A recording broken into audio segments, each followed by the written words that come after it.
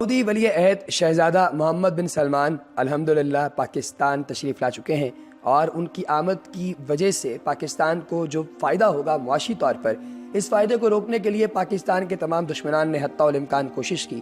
بھارت نے اپنے ہی لوگوں کو مروا کر یہ کوشش کی کہ شہزادہ محمد بن سلمان کا دورہ جو ہے اس کو کینسل کروا دیا جائے، مگر بھارت کو یہ دیکھ کر منہ کی کھانا پڑی کہ الحمدللہ صد الحمدللہ اللہ کے فضل و کرم سے پاکستان کو اس سے کوئی فرق نہیں پڑا۔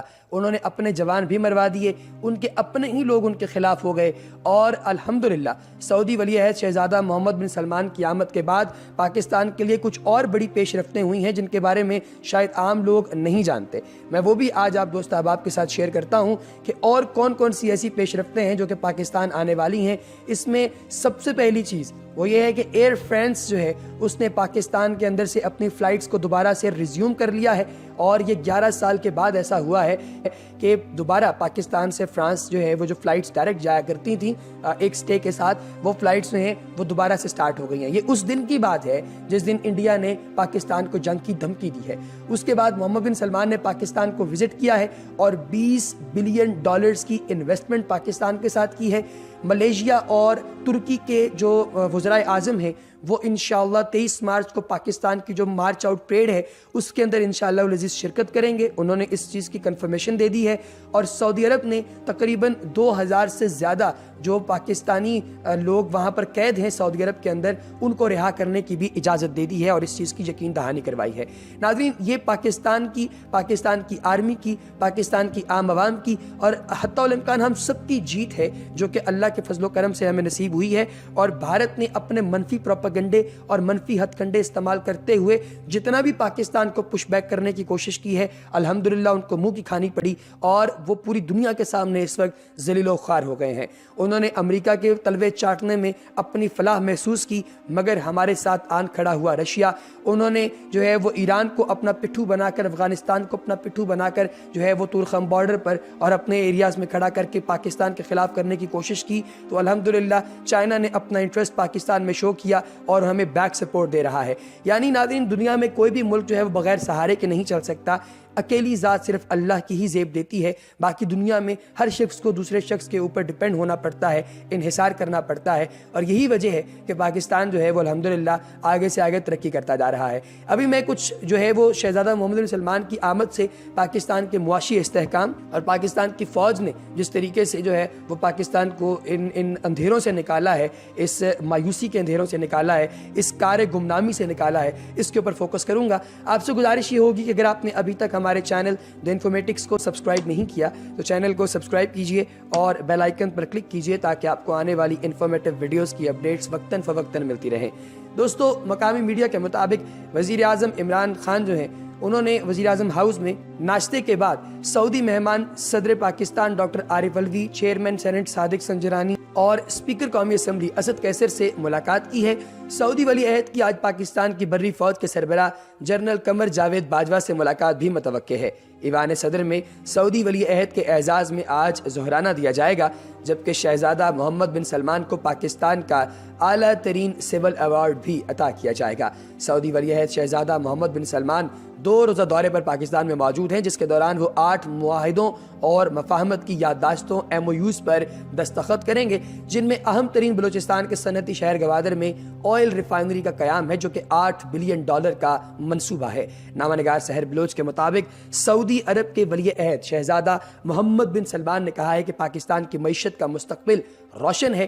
پچھلے برس بھی پاکستان نے 5% شرح کے ساتھ ترقی کی، اور اس قیادت کی موجودگی میں پاکستان کا مستقبل انتہائی تابناک ہے۔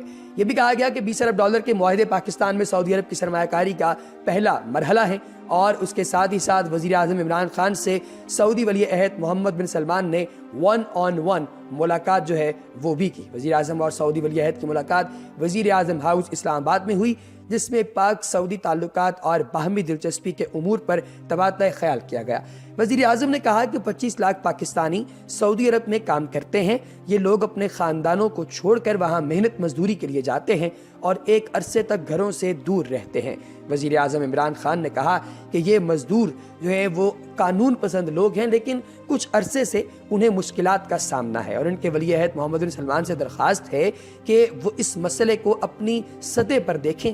وزیر اعظم عمران خان نے کہا کہ لاکھوں پاکستانی ہر سال فریضہ حج ادا کرنے کے لیے سعودی عرب جاتے ہیں، لیکن انہیں وہاں امیگریشن کے کچھ مسائل کا سامنا ہے. وزیر اعظم نے سعودی ولی عہد سے درخواست کی کہ عمر رسیدہ حاجیوں کی امیگریشن کا بندوبست پاکستان کے کچھ شہروں میں کیا جائے، جس سے اللہ تعالیٰ ان سے بہت خوش ہوگا.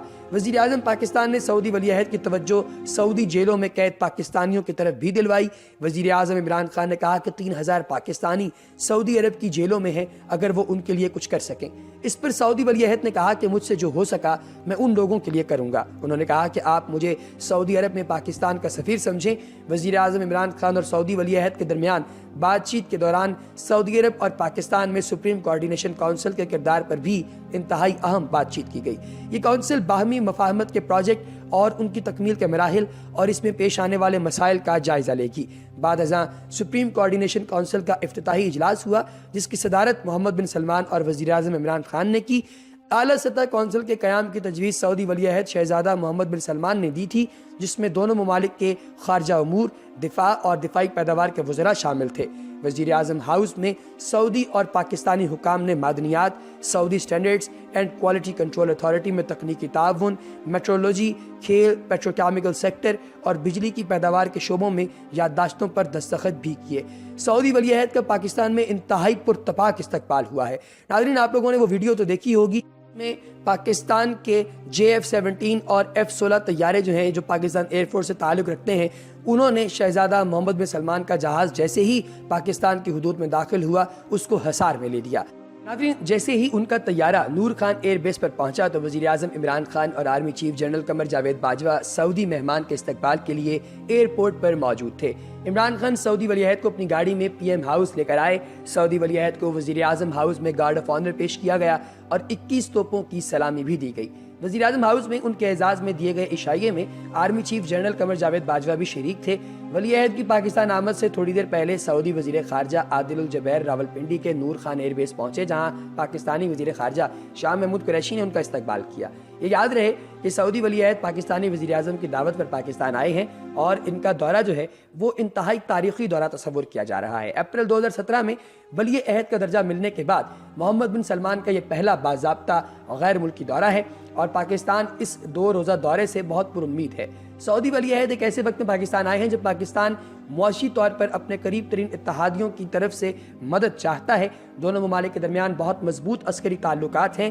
اس وقت دونوں ممالک کو ایک دوسرے کی ضرورت ہے. جہاں عمران خان قریب ترین اتحادیوں کو معاشی مدد چاہتے ہیں ان سے، وہیں محمد بن سلمان یمن میں ہونے والی جنگ اور صحافی جمال خاشقجی کی اپنے ہی سفارت خانے میں قتل کے بعد دنیا بھر میں سعودی عرب کا اچھا رخ جو ہے وہ دکھانا چاہتے ہیں. سعودی ولی عہد کا جو یہاں پر آنے کا جو معاملہ ہے، اس معاملے کو انٹرنیشنل میڈیا پر بڑی ہائپ دی جا رہی ہے. BBC پر، CNN پر، الجزیرہ پر، ان تمام بڑے بڑے چینلز کے اوپر جو ہے ان کے فرنٹ پیجز پر، ان کی ویب سائٹس پر جو ہے وہ یہ سرخیاں لگی ہوئی ہیں جن میں ان کے دورے کو ہائی لائٹ کیا گیا ہے اور بھارت کے منہ پر تھپڑ رسید کیے جا رہے ہیں.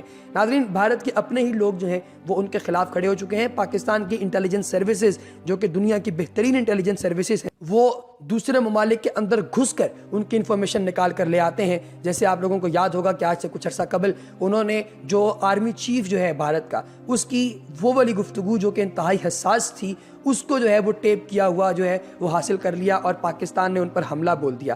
آپ کو یاد ہوگا کہ جنرل پرویز مشرف نے سن 2002 میں جب بھارت کی جانب سے پاکستان پر اٹیک ہونے والا تھا تو پہلے ہی یہ تمام معلومات حاصل کر لی تھی کہ بھارت کب اٹیک کرے گا، کس طریقے سے اٹیک کرے گا اور بھارت کی جانب سے اٹیک کرنے والی بٹالین میں لوگ کتنے ہوں گے. اور پھر انہوں نے پاکستان کی فضائیہ کو، پاکستان کی بری اور بحری فورس کو ایک دم چوکنا کر دیا کہ اگر ان کی طرف سے اٹیک آئے تو آپ نے ان کو چھوڑنا نہیں ہے بلکہ انویڈ کر دینا ہے. یہ باتیں جب بھارت کو پتہ چلیں تو اس کے بعد انہوں نے فوری طور پر معافی مانگ لی اور اپنے آپ کو پیچھے کر لیا اور ایک سٹیپ بیک جو ہے وہ ہو گئے. اب ان کو شرم نہیں آتی اپنے ماضی کے تمام واقعات سے. شاید وہ ان سے شرم لے لیں, شاید وہ ان سے حیا لے لیں, شاید اس کی بنیاد پر جو ہے ان کو عقل آ جائے. لیکن بھارت جو ہے اس نے تو اس چیز کا تہیہ کر رکھا ہے کہ اس نے ہمیشہ ذلیل ہوتے رہنا ہے پاکستان کے ہاتھوں, اور اگر ان کا دل ہے ذلیل ہونے کا تو ہم لوگوں کو کوئی دقت نہیں ہے, کوئی تکلیف نہیں ہے انہیں ذلیل کرنے میں. لہٰذا اگر اس طریقے سے چلتا ہے تو اس طریقے سے چلنے دیں. ہم دیکھتے ہیں کہ بھارت جو ہے وہ کس طریقے سے پاکستان پر حملہ کرتا ہے. بھارت تو وہ ملک ہے ناظرین جو کہ اپنی آبادی کو آج تک ریلیف نہیں دے سکا. ان کی 1 ارب 27 کروڑ عوام خود جو ہے وہ آج پس رہی ہے غربت کی چکی کے اندر, پریشانیوں کی چکی کے اندر. پانی نہیں ہے ان کے پاس, باتھ روم نہیں ہے ان کے ملک کے اندر, جن کے اوپر فلمیں بناتے پھرتے ہیں ٹوائلٹ نام کی. یہ لوگ ہمارے اوپر آ کے کریں گے. ان لوگوں کو جو ہے وہ ذرا غور و فکر کرنا چاہیے اور اپنے حال پہ خود رحم کرنا چاہیے.